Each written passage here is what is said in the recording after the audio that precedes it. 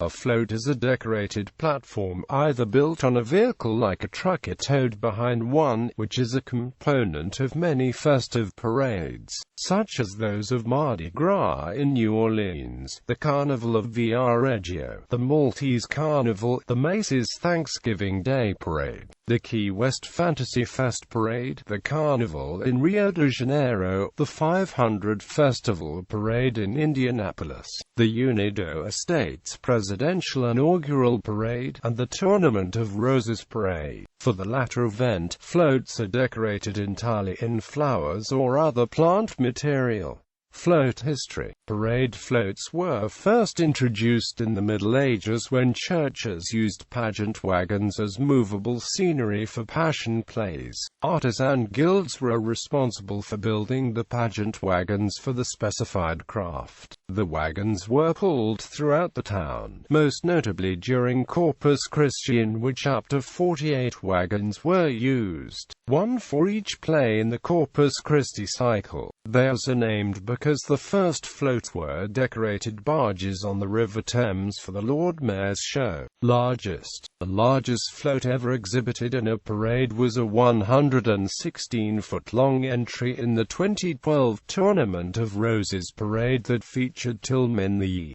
skateboarding bulldog surfing in an 80-foot-long ocean of water. The water tank held over 6,600 US gallons on a float weighing more than 100,000 pounds. It broke the previous record for the longest single chassis parade float, which was set in 2010 by the same sponsor. The dogs trained for 3 months prior to the float's debut at the Tournament of Roses Parade on January 2, 2012. A specially designed wave machine was incorporated into the design of the float, which created a wave every minute.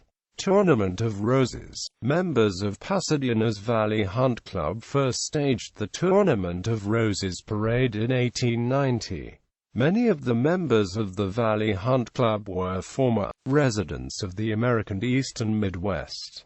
They wished to showcase the new California home's mild winter weather. At a club meeting, Professor Charles F. Holder announced, "In New York, people are buried in the snow. Here our flowers are blooming and our oranges are about to bear.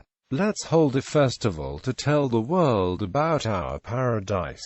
And so the club organized horse-drawn carriages covered in flowers, followed by foot races, polo matches, and a game of tug-of-war on the town lot. They attracted a crowd of 2,000 to the event. Upon seeing the scores of flowers on display, the professor decided to suggest the name Tournament of Roses. Battle of Flowers. The Battle of Flowers Parade in San Antonio, Texas is the only parade in the United States produced entirely by women, all of whom are volunteers. The parade is the oldest event and largest parade of Fiesta San Antonio. The original purpose of the parade was to honor the heroes of the Alamo. In keeping with this tradition, participants are asked to place a flower tribute on the lawn of the Alamo as they pass by.